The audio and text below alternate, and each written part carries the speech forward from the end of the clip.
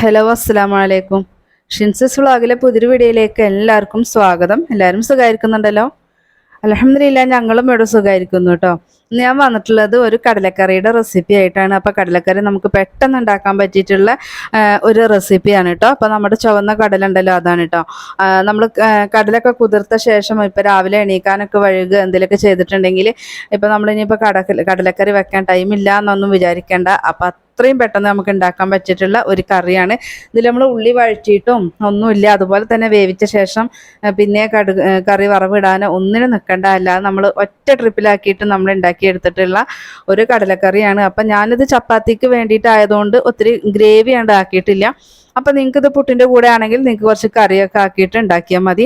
അപ്പോൾ നമുക്കിത് എങ്ങനെ ഉണ്ടാക്കാൻ നോക്കിയാൽ എന്തായാലും അടിപൊളി ടേസ്റ്റി ആയിട്ടുള്ള ഒരു കടലക്കറിയാണ് കേട്ടോ. അപ്പോൾ കടല ഞാനിതാ നന്നായിട്ട് തന്നെ കുതിർത്ത് എടുത്തിട്ടുണ്ട് കേട്ടോ. തലേ ദിവസം നമ്മൾ കുതിർക്കാൻ വേണ്ടിയിട്ട് വെച്ചിട്ടുണ്ടായിരുന്നു. കടല നന്നായിട്ട് തന്നെ കുതിർന്ന് കിട്ടണം, എന്നാലാണ് നമുക്ക് കറി ആണെങ്കിലും എളുപ്പത്തിൽ ഉണ്ടാക്കാൻ വേണ്ടി പറ്റുള്ളൂ. അതല്ലാന്നുണ്ടെങ്കിൽ ഒത്തിരി ടൈം നമ്മൾ വിസിലടുപ്പിക്കേണ്ടി വരും കേട്ടോ. അപ്പോൾ നിങ്ങൾ വൈകുന്നേരം ഇപ്പം കടലക്കറി ഉണ്ടാക്കാൻ തീരുമാനിച്ചിട്ടുണ്ടെങ്കിൽ ഒരു വൈകിട്ടൊക്കെ ആയിട്ടൊന്ന് വെള്ളത്തിയിട്ട് വെച്ചാൽ മതി. രാത്രി കിടക്കാൻ നേരം ഇട്ട് വെക്കാമെന്ന് വിചാരിക്കേണ്ട, കുറച്ച് മുന്നേ വെള്ളത്തിയിട്ടാൽ മതി കേട്ടോ. അപ്പോൾ നന്നായിട്ട് കുതിർന്ന് കിട്ടും. അപ്പോൾ ഇനി നമുക്ക് ഒരു മിക്സിയുടെ ജാർ എടുത്തിട്ടുണ്ട്. അതിലേക്ക് നമുക്ക് 2 സവോള, 2 തക്കാളി, 4 പച്ചമുളക് ഞാൻ എടുത്തിട്ടുണ്ട്. അതുപോലെ തന്നെ വലിയൊരു കഷ്ണം ഇഞ്ചി എടുത്തിട്ടുണ്ട്. ഒരു 10 വെളുത്തുള്ളി എടുത്തിട്ടുണ്ട് കേട്ടോ. അപ്പോൾ അത് ഇഞ്ചി ചെറിയ പീസാക്കിയിട്ട് എടുത്തിട്ട് അതൊന്ന് മിക്സിയുടെ ജാറിൽ ഇട്ട് കൊടുത്തു. അതുപോലെ തന്നെ പച്ചമുളക് കൂട്ടുക. അപ്പോൾ എരിവിനനുസരിച്ചിട്ട് നമ്മുടെ എരിവിനെ നോക്കി പാകമാക്കിയിട്ട് മുളകൊക്കെ എടുത്താൽ മതിയേ. അപ്പോൾ 2 സവോളയാണ് ഞാൻ എടുത്തിട്ടുള്ളത്. അപ്പോൾ ആ 2 സവോള നമുക്ക് അതൊന്ന് അരച്ചെടുക്കണം. അപ്പം അതിന് വേണ്ടിയിട്ട് ഒന്ന് ചെറിയ പീസാക്കിയിട്ട് മിക്സിയുടെ ജാറിൽ ഇട്ട് കൊടുക്കുക കേട്ടോ. അപ്പോൾ മിക്സിയുടെ ചെറിയ ജാറിലാണ് നിങ്ങൾക്ക് ഇത് കൊള്ളുന്നെങ്കിൽ അങ്ങനെ ഇട്ട് കൊടുത്താൽ മതി. അപ്പോൾ ഇതാ 2 സവോള ഞാൻ കട്ട് ചെയ്തിട്ട് മിക്സിയുടെ ജാറിൽ ഇട്ട് കൊടുക്കുകയാണ്.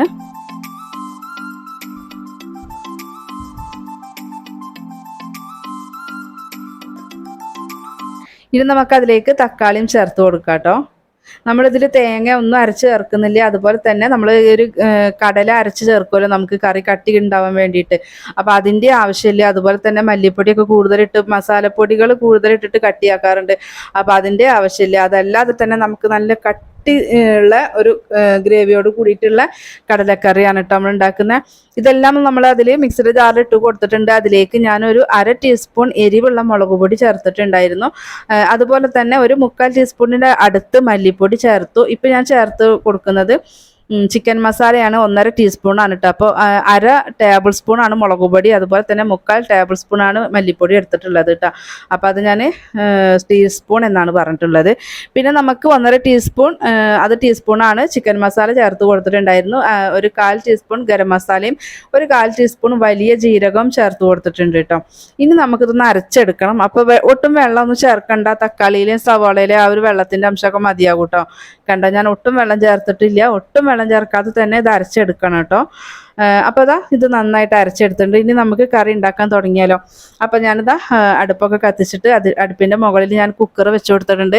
കുക്കറിലാണ് ഞാനിത് വേവിച്ചെടുക്കുന്നത് കേട്ടോ. അപ്പോൾ കുക്കർ ചൂടായി വന്ന സമയത്ത് അതിലേക്ക് ഞാൻ 2 ടേബിൾ സ്പൂൺ വെളിച്ചെണ്ണ ചേർത്ത് കൊടുത്തിട്ടുണ്ട്.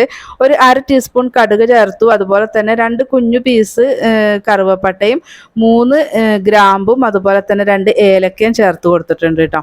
അപ്പോൾ നമ്മൾ ഗരം മസാലയുടെ പൊടി ചേർത്തിട്ടുണ്ടെങ്കിലും ഇത് ചേർക്കണം കേട്ടോ. എന്നാലാണ് നമ്മുടെ ആ കറിക്ക് ഒരു പ്രത്യേക ഫ്ലേവറും ഒരു പ്രത്യേക ടേസ്റ്റും ഒക്കെ കിട്ടുന്നത് കേട്ടോ. കടുകൊക്കെ ഒന്ന് പൊട്ടി വന്ന് ഇതൊക്കെ ഒന്ന് ആയ ശേഷം നമുക്ക് കുറച്ച് കറിവേപ്പില ചേർത്ത് കൊടുക്കുക. എന്നിട്ട് നമ്മൾ അരച്ച് വെച്ചിട്ടുള്ള ആ ഒരു കൂട്ടുണ്ടല്ലോ, ആ ഒരു കൂട്ട് നമുക്ക് ഈ ഒരു വെളിച്ചെണ്ണയിലേക്ക് ഇട്ട് കൊടുക്കാം കേട്ടോ. അത് നമ്മൾ വെള്ളം ചേർക്കാണ്ട് ആ ഒരു അരപ്പ് മാത്രമായിട്ട് നമുക്ക് എണ്ണയിൽ ഇട്ട് കൊടുക്കുകയാണ്. അപ്പോൾ അത് എണ്ണയിലിട്ട് കൊടുത്തിട്ട് ജസ്റ്റ് ഇത് അതുപോലെ ഒന്ന് മിക്സ് ചെയ്തിട്ട് നമ്മൾ നല്ലോണം കത്തിച്ചതിൻ്റെ ശേഷം വേണം ചെയ്യാൻ വേണ്ടിയിട്ട്.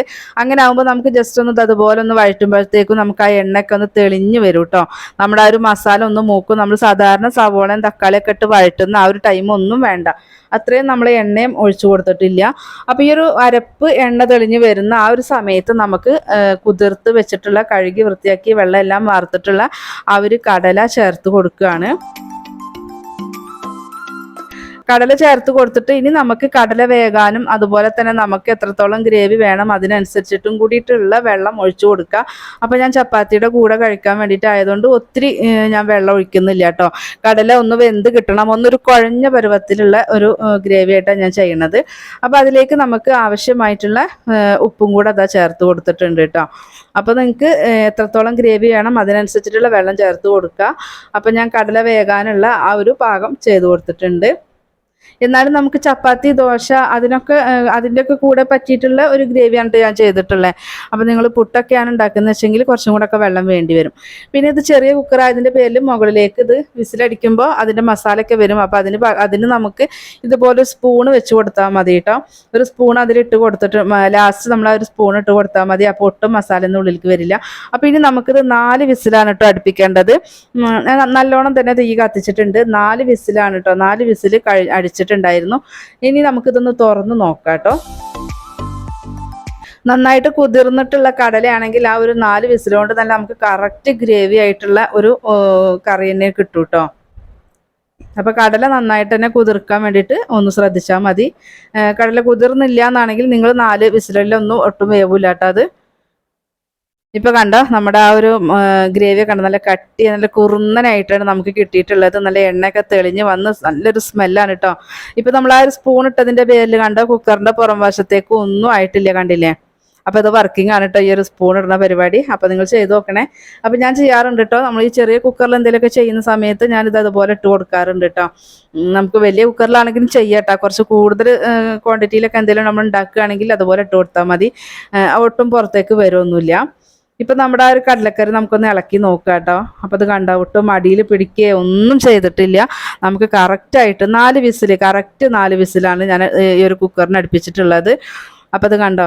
അപ്പോൾ എനിക്ക് ഈ ഒരു ഗ്രേവിയാണ് പാകം കേട്ടോ. അപ്പോൾ നിങ്ങൾക്ക് പുട്ടൊക്കെ ആണെങ്കിൽ നിങ്ങൾക്ക് കുറച്ചുകൂടി ചുടുവെള്ളം ഒഴിച്ചു കൊടുക്കുക, അല്ലെങ്കിൽ വേവിക്കുമ്പോൾ കുറച്ചുകൂടെ വെള്ളം ഒഴിച്ചു കൊടുക്കുകയൊക്കെ ചെയ്താൽ മതി. അപ്പോൾ നമ്മുടെ ആ ഒരു കടല കണ്ടോ നമുക്ക് വെന്തോ നോക്കി നോക്കാം കേട്ടോ.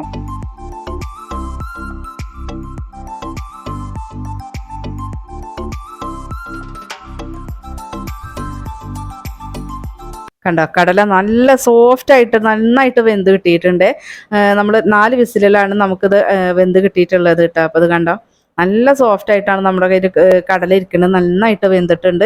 അപ്പോൾ നമ്മുടെ കറി ഇവിടെ റെഡി ആയിട്ടുണ്ട്. നിങ്ങൾക്ക് താല്പര്യം ഉണ്ടെങ്കിൽ ഇത്തിരി മല്ലിയില ഇട്ട് കൊടുക്കുക. ഞാൻ കുറച്ച് കറിവേപ്പില ഇട്ട് കൊടുക്കുന്നുണ്ട്. അതുപോലെ നിങ്ങൾക്ക് വേണമെന്നുണ്ടെങ്കിൽ ഒരു 1/2 സ്പൂൺ പച്ച വെളിച്ചെണ്ണ വേണമെങ്കിലും ഒഴിച്ചു കൊടുക്കാം കേട്ടോ. അപ്പോൾ ഞാൻ കുറച്ച് കറിവേപ്പില മാത്രമേ ഇട്ട് കൊടുത്തിട്ടുള്ളൂ. അപ്പോൾ നമുക്കിതൊന്ന് മിക്സ് ചെയ്യാൻ ഇനി നമുക്ക് ഒന്ന് ചൂടാറിയതിൻ്റെ ശേഷം നമുക്ക് ഇതൊന്ന് ഒരു ബൗളിലേക്ക് വിളമ്പാം കേട്ടോ. അപ്പോൾ നമ്മുടെ എളുപ്പത്തിൽ നമുക്ക് ഉണ്ടാക്കാൻ പറ്റിയിട്ടുള്ള അതുപോലെ തന്നെ വളരെ ടേസ്റ്റി ആയിട്ടുള്ള ഒരു റെസിപ്പിയാണ്. അപ്പോൾ ഈ കടലക്കറി നിങ്ങൾ നേരം വഴുകുന്ന ടൈമിൽ ഇതുപോലെ ഒന്ന് ഉണ്ടാക്കി നോക്കാം കേട്ടോ. ഇപ്പം ഞാൻ വീഡിയോ എടുക്കുമ്പോൾ നിങ്ങൾക്ക് അത് ഒത്തിരി ടൈമായിട്ട് നിങ്ങൾക്ക് തോന്നും. പക്ഷേ നമുക്ക് അത്രയും ടൈം വേണ്ട നമ്മൾ ചെയ്യുമ്പോൾ കേട്ടോ. അപ്പോൾ നമ്മളിത് വീഡിയോയിൽ കാണിച്ചിട്ടും പറഞ്ഞിട്ടും ഒക്കെ ആകുമ്പോൾ കുറച്ച് ടൈമായിട്ട് തോന്നും. അപ്പോൾ ഇത്ര ഒന്നും ടൈമില്ല. നമ്മൾ വീട്ടിൽ നമ്മൾ ചെയ്യുകയാണെങ്കിൽ എളുപ്പത്തിൽ ചെയ്യാൻ പറ്റിയിട്ടുള്ള ഒരു കടലക്കറിയാണ്. എല്ലാവരും ട്രൈ ആക്കി നോക്കുക. തേങ്ങ അരക്കാണ്ട് തന്നെ കടലയും അരക്കാണ്ട് തന്നെ നല്ല കട്ടിക്ക് ചാറോട് കൂട്ടിയിട്ടുള്ള നമുക്ക് കടലക്കറി കിട്ടും കേട്ടോ. അപ്പോൾ ഇൻഷാ അല്ലാഹ് മറ്റൊരു വീഡിയോ ആയിട്ട് വീണ്ടും വരാം. അസ്സലാമു അലൈക്കും.